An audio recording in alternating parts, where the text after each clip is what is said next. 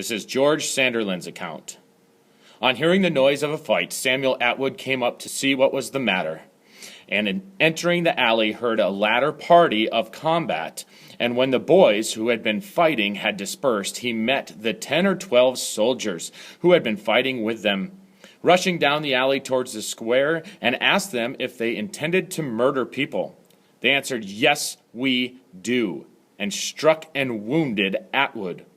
Immediately after those heroes, the British officers, appeared in the square asking, where were the cowards?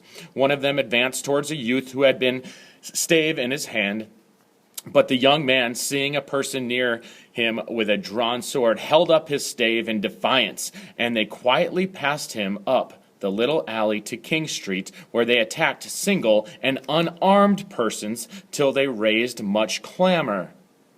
30 or 40 persons, mostly lads, being by this means gathered in King Street, Captain Preston, with a party of men with charged bayonets, came from the main guard to the commissioner's house, the soldiers pushing their bayonets, crying, "Make way!"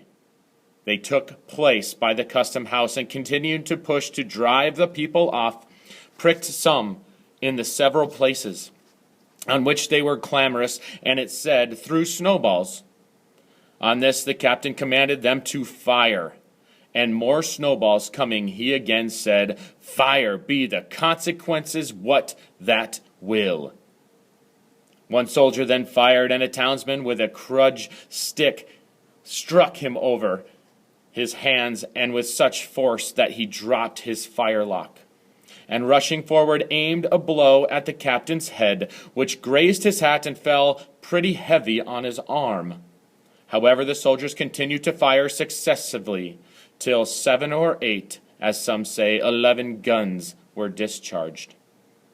By this fatal maneuver, 3 men were laid dead on the spot, and 2 more struggling for their life.